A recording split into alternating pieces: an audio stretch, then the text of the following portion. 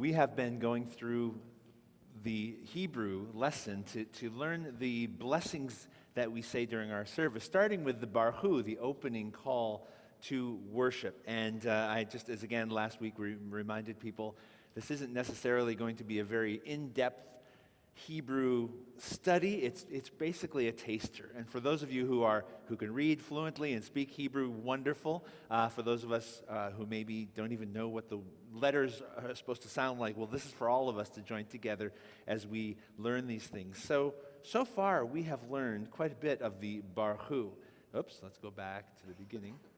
Starting with the first phrase, the opening phrase that the worship leader calls out, Barchu et Adonai Hamavorach. Remember that? Which means bless. It's a command or a call to bless the Lord who is to be blessed. And then our response, as we will learn, is Baruch Adonai Hamavorach. Blessed be the Lord who is to be blessed. But there's one last little remainder to our response, and it is these words.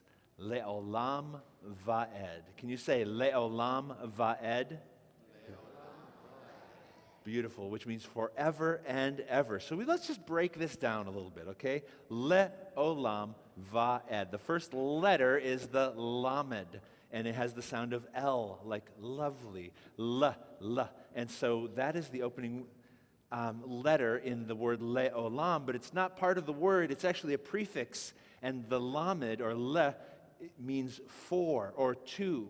So it can be something that belongs to something, or it can be towards something.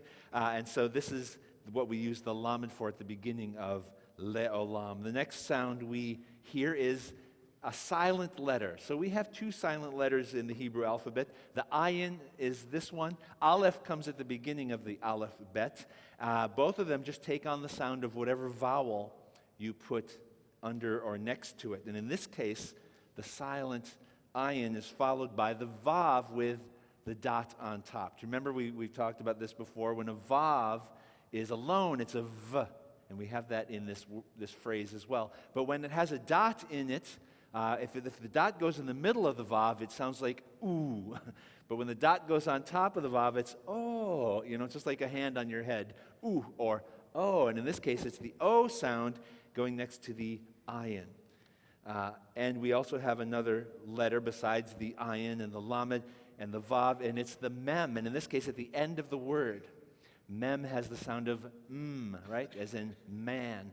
But you'll see at the beginning of a word, or in the middle of a word, it looks like this. But when it closes the word, there's a final version, mem sofit, the final mem, and it's a closing m sound. We do also have the regular vav we mentioned, which simply, again, as a prefix added to a word means and. You get this letter throughout the Hebrew Bible as the word and, as a connection, a conjunction. And it just sounds like v, okay? Like we said, vaed.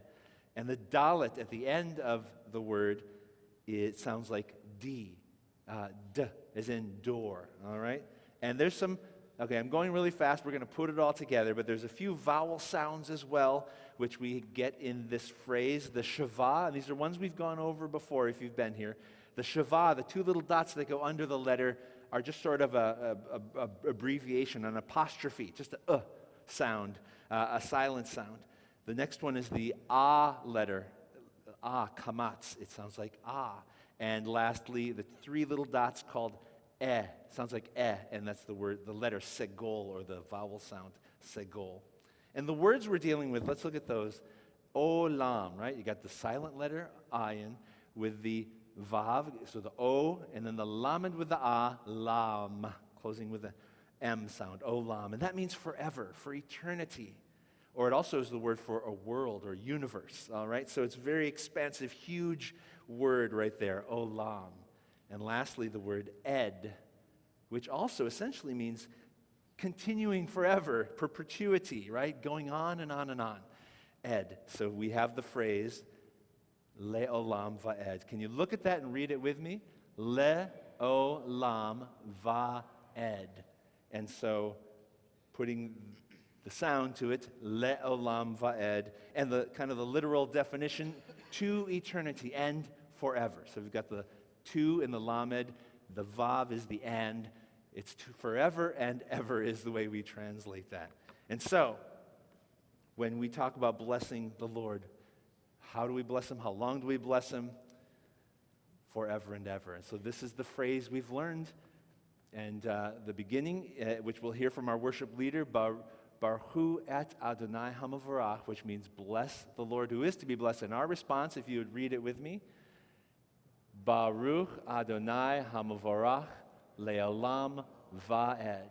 All right, now you're all Hebrew scholars, and together we can use those words to glorify and worship the Lord. So, Caleb, please lead us in that worship.